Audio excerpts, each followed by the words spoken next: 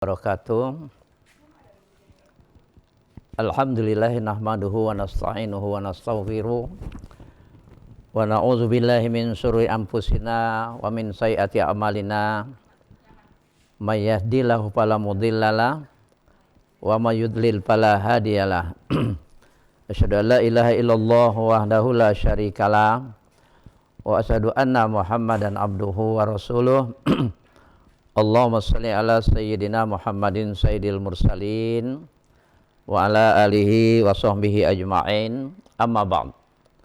Wa qala Allah ta'ala, a'udzubillahi minasyaitonir rajim, laqad kana lakum fi rasulillahi uswatun hasanah liman kana yarjullaha wal yawmal akhir wa dzakarallaha katsira.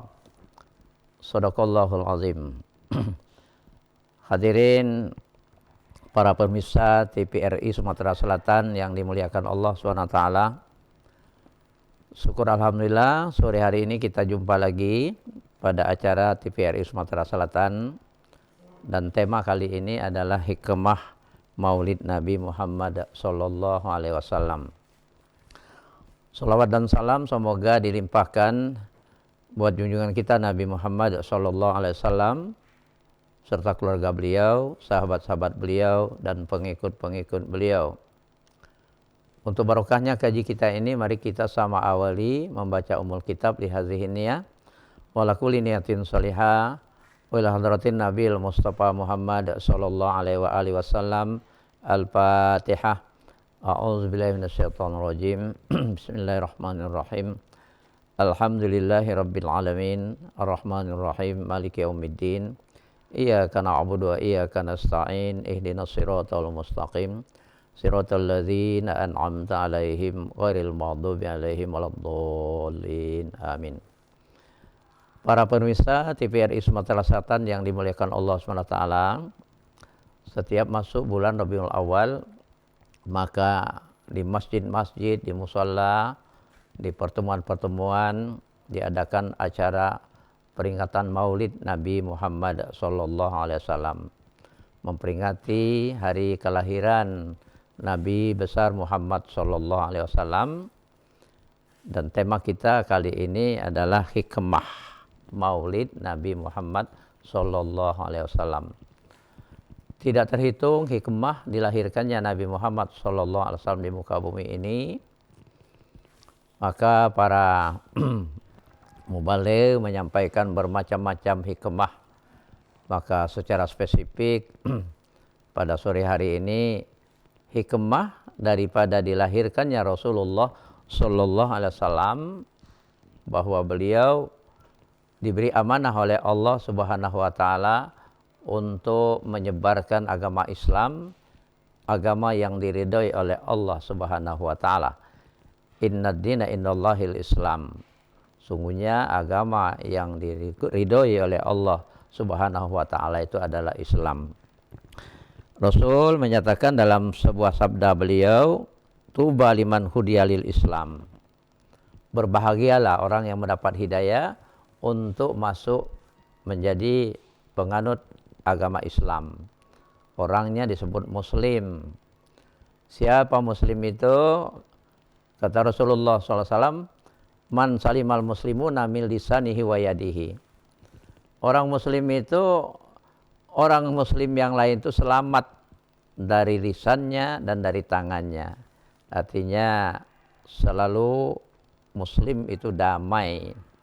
Ya, makanya kan diatur oleh Rasulullah sallallahu alaihi wasallam, hakul muslim alal muslim khamsun. Hak muslim atas muslim yang lain itu ada 5. Raddus salam wa iyadatul marid wa ijabatud da'wah kemudian wa ijabatud da'wah wa tasmitul atis. Hak muslim atas muslim itu ada 5. Pertama, raddus salam, menjawab salam. Memang disunatkan ya, setiap bertemu idza laqitum fasalim. Kalau jumpa kalian itu hendaklah mengucapkan salam. Salam itu kan doa. Assalamualaikum, selamat atas kamu, warahmatullah, rahmat Allah bagimu, wabarakatuh, dan barokah Allah dilimpahkan untukmu. Maka raddus salam itu menjawab salam itu jadi wajib. Waalaikumsalam warahmatullahi wabarakatuh. Kemudian wa iyadatul marid, mengunjungi yang sakit. Wattibaul janais, mengiringi jenazah. Wa ijabatud dakwah, mengabulkan undangan. Kemudian wa tasmitul atis, mendoakan orang yang bersin. Nah, dengan bimbingan Rasulullah SAW ini, maka terkondisi komunitas Islam itu hidupnya damai, sejahtera, tidak saling mengganggu, saling tolong menolong. Dan hadirin para pemirsa TVRI Sumatera Selatan yang dimuliakan Allah, sesungguhnya kita kagum ada dua negara ya yang damai, aman, tertib, bersih. Itu dalam sebuah penelitian dinyatakan bahwa yang ranking pertama itu adalah New Zealand. Kemudian ada lagi Denmark. Kenapa mereka ini hidup damai, rukun, lalu bersih, disiplin, dan korupsinya nol? Ternyata hasil penelitian itu masyarakatnya tuh jujur. Nah, makanya sifat jujur ini yang patut kita teladani dari Nabi kita Muhammad sallallahu alaihi wasallam. Jadi Nabi Muhammad SAW itu ada sifat-sifat sidik, jujur, amanah, ya, menjalankan amanah, tabligh, menyampaikan berita-berita wahyu dari Allah SWT, lalu patona itu cerdas. Begitu pentingnya sidik ini, sehingga dengan berbekal yang jujur ini, insya Allah negeri kita ini aman. Maka bagaimana terapinya untuk mengkondisikan supaya masyarakat Islam ini jujur? Maka Rasulullah SAW dalam sebuah bimbingannya menyatakan dalam hadis yang diriwayatkan oleh Ibnu Mas'ud, siapa yang ingin bertemu dengan Allah Subhanahu wa taala besok dalam keadaan muslim, artinya bergelar muslim di hadapan Allah Subhanahu wa taala besok di hari kiamat. Nah, kalau ingin seperti itu, maka kata Rasulullah SAW, hendaklah ia menjaga sholat. Sholat ini yang utama. Karena nanti seseorang itu dipanggil dengan sholat-sholatnya itu, kata Rasulullah SAW. Allah telah mewajibkan kepada Nabi SAW kalian sunnah-sunnah pada nabi-nabi, diantaranya sunnah-sunnah itu adalah sholat berjamaah. Jika kalian melakukan sholat di rumah saja, seperti yang dilakukan oleh orang bodoh, kata Rasulullah SAW. Jadi yang mengatakan bodoh itu Rasulullah SAW. Kita ikuti dulu yang berikut ini.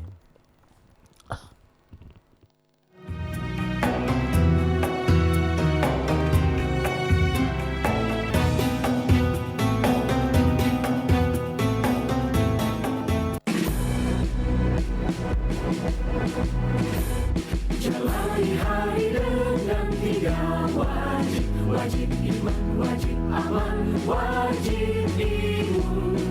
Berolahraga, riang gembira, mencegah kita jatuh sakit. Makanan bergizi tiap hari, tidur cukup itu pasti. Dan janganlah panik, berdoa tiada henti, wajib iman aman imun. Pakailah maskermu, jagalah jarakmu, cuci tanganmu selalu.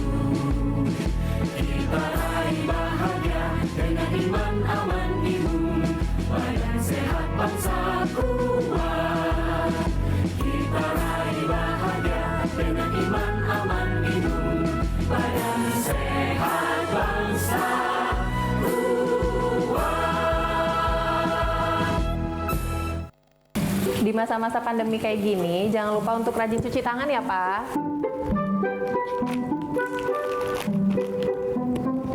Pak, hand sanitizer kita habis loh. Nanti jangan lupa beli ya. Tenang, Ma. Papa masih punya satu lagi kok. Aman. Hai sayang. Pak, jangan Ya? lupa jaga jarak ya, Pak. Iya, kalian berdua belajar ya? Iya. Ya udah belajar yang benar ya. Iya. Papa tinggal dulu ya.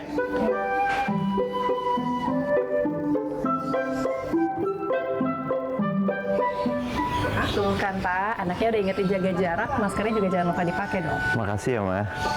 Maskerku, maskermu melindungi kita.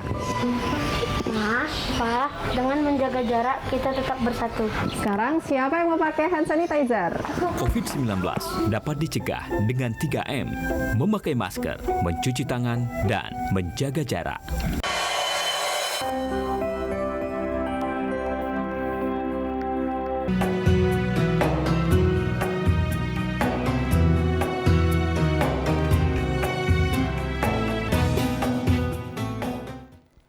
Para pemirsa TVRI Sumatera Selatan yang dimuliakan Allah SWT.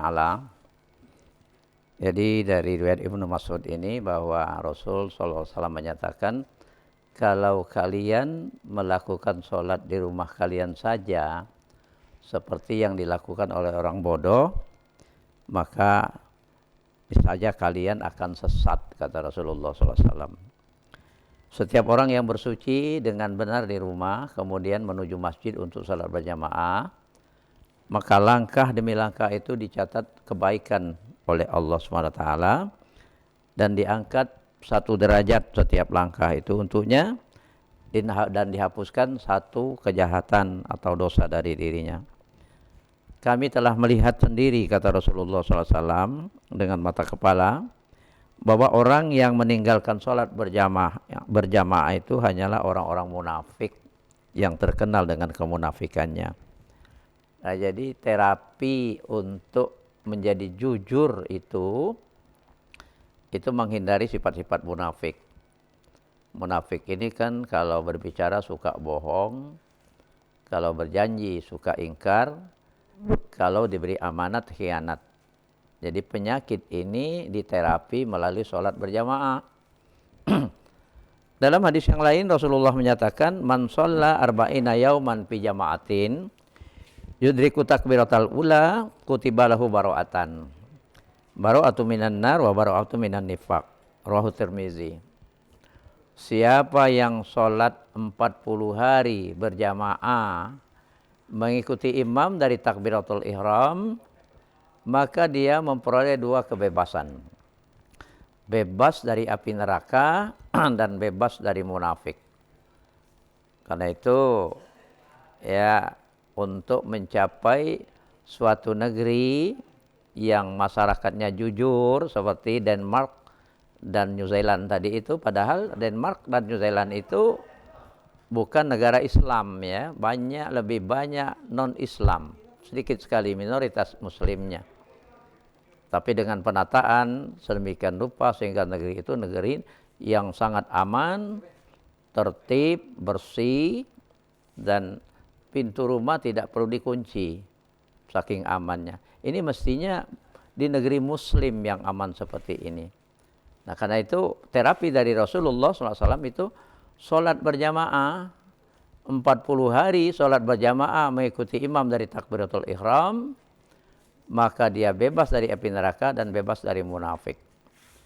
Memang Allah SWT menyatakan, aqimis sholat, inna sholata tanha anil fahsya'i wal munkar, wala zikrullahi akbar. Dirikanlah sholat. Sesungguhnya sholat itu mencegah dari perbuatan keji dan munkar. Wala zikrullahi akbar, sholat yang diiringi dengan ingat kepada Allah Subhanahu wa Ta'ala itu lebih tinggi nilainya ketimbang ibadah-ibadah yang lain.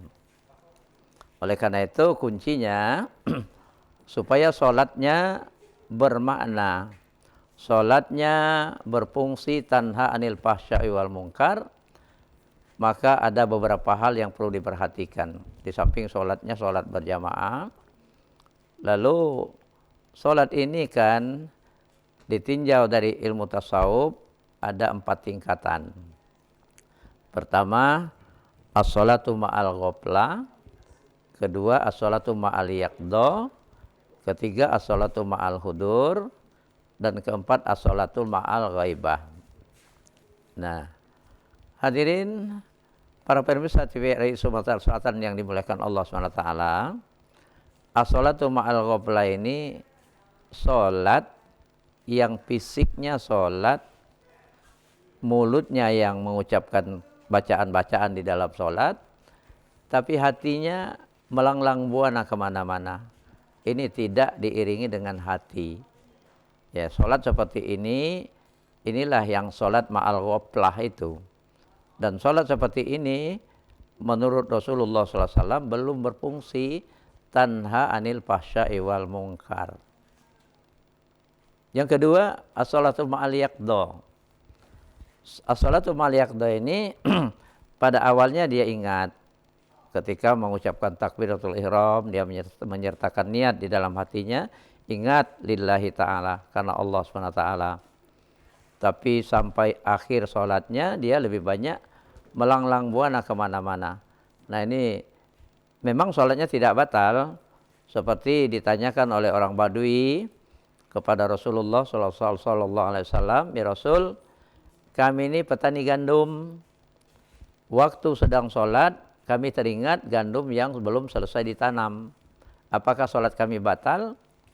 Kata Rasul, tidak, sholat kalian tidak batal. Cuman cepat-cepat kembalikan bahwa kalian itu sedang berhadapan dengan Allah Subhanahu wa Ta'ala. Jadi baru sekedar melepaskan kewajibannya sebagai seorang muslim, yaitu sholat 5 waktu. Nah yang ketiga, as-sholatu ma'al hudur. Ini hatinya hadir ketika sholat itu, dia sedang berhadapan dengan Allah Subhanahu wa Ta'ala. Dan dia sudah aplikatif nilai-nilai ihsan. An ta'budallaha ka'annaka tarahu, fa illam takun tarahu fa innahu yaraka. Engkau menyembah Allah itu seolah-olah engkau melihat Allah. Tetapi kalau kalian tidak bisa melihat Allah, ketahuilah Allah memperhatikanmu.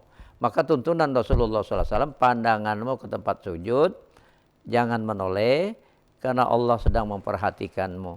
Nah sholat yang ketiga ini sudah mulai berfungsi tanha anil fahsya'i wal munkar. Jadi insya Allah perilaku akhlak masyarakatnya menjadi baik kalau sholat berjamaah dibiasakan di suatu perkampungan.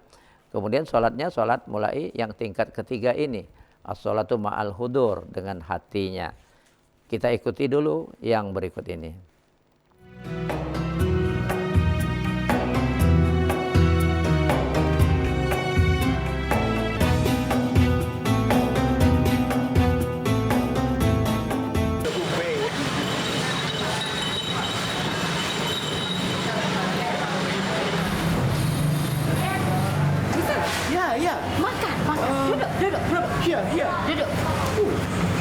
Sit here. Duduk. Iya. I want to sit there. My brother. Hello. Oh my God. May I sit here? Yuk, duduk. No. Oh yes, good. Thank you. Thank you. Orang Belanda. Makan. Congop. Makan. No, bahasa no. Eat. Eat. Yeah, eat. Pempek. Pempek. Kapal selam. Nah. What? No. Pempek, kapal selam. Pempek. Pempek. Pempek lah dulu. Iya. You here? Stay here. Iya. What is this? Pempek datang. Ini pempek dicongokkan. Nah. Congok. Iya, congok. Congok. Pempek, Pempek. kapal selam. Pempek. Kapal selam. Marine. Submarine. Yeah. It's a part of submarine. Oh my God. Sri Kayo. Three. Yeah. Kayo. Rich. Rich. Mister, makanlah pempek kapal selam. Makan. Cukup? No, kapal selam. Kapal selam. No. I want to toilet first. Alright? Yeah, toilet. Iya, udah ngomong. Iya. Kapal selam. Ngomong apa dia tuh? Mei, lanjut makan ya.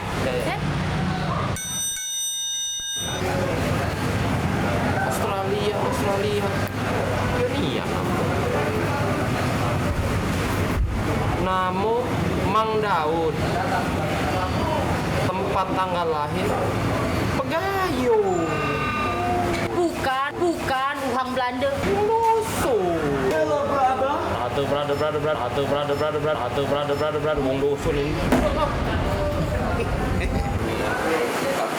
Nah, makan. Kawan lagi nah, Bung Dusun.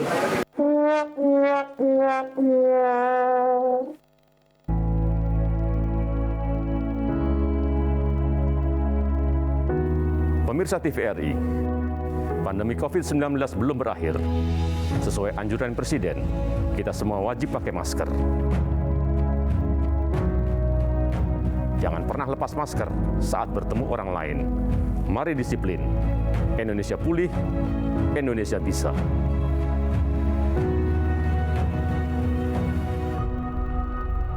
Yang duran, payo, mampir. Duran, laju. Dah, duran mampir. Oh, dah duran manis main ni. Bangun doi dari linggau.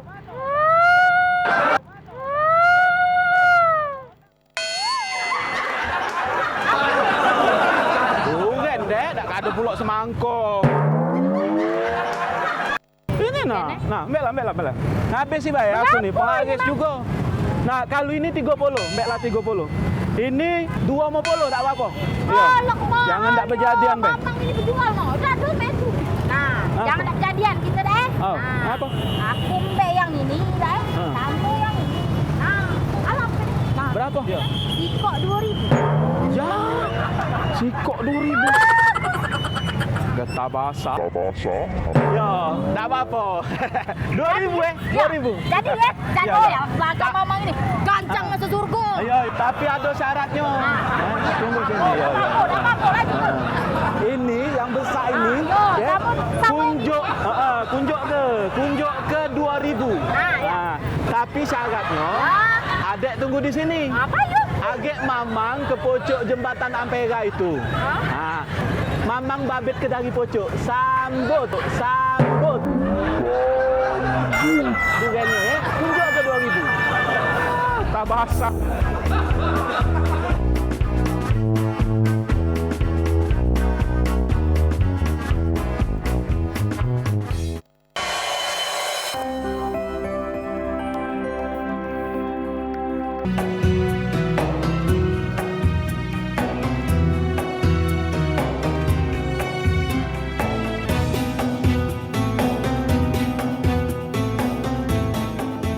Para pemirsa TVRI Sumatera Selatan yang dimuliakan Allah SWT, tingkatan yang keempat ini yang paling tinggi, as-salatu ma'al ghaibah. Ini segala sesuatu selain Allah hilang dari ingatannya. Di dalam salat itu hanya semata-mata dia sedang berdialog, sedang berhadapan dengan Allah SWT dengan penuh takzim. Kenapa begitu? Karena dia tadabbur, memahami apa-apa yang dia ucapkan di dalam salat itu. Nah, ini yang paling tinggi. Nah, sholat seperti ini sudah berfungsi tanha anil fahsya'i wal munkar. Oleh karena itu, untuk mencapai negeri yang aman, makmur, jujur masyarakatnya, maka terapi dari Rasulullah Sallallahu Alaihi Wasallam sholatnya sholat berjamaah. Dan tadi seperti dibilang oleh Rasulullah Sallallahu Alaihi Wasallam, siapa yang sholat berjamaah 40 hari mengikuti imam dari takbiratul ihram, maka dia memperoleh dua kebebasan. Bebas dari api neraka dan bebas dari munafik. Nah, munafik ini kan penyakit yang merusak masyarakat, pembohong, tidak tepat janji, dan berkhianat apabila diberi amanat. Karena itu kesimpulan kita pada peringatan Maulid Nabi Muhammad SAW, hikmah Maulid Nabi Muhammad SAW ini mengambil sifat Rasulullah yang aman, yang sidik, yang jujur. Maka untuk mengkondisikan masyarakat yang jujur melalui sholat, karena inna sholata tanha anil fahsya'i wal munkar, sholat itu fungsinya mencegah dari perbuatan keji dan mungkar. Tapi sholat yang khusyuk, hudur tadabbur, mencontoh sholat Rasulullah SAW, karena beliau menyatakan, shollu kama ra'aitumuni usolli. Sholatlah kamu sebagaimana kamu melihat aku sholat. Dan sholatnya Rasulullah SAW itu khusyuk, hudur, tadabbur. Hadirin para pemirsa TVRI yang dimuliakan Allah SWT, Sholat, puasa dan sebagainya itu amalan zohir.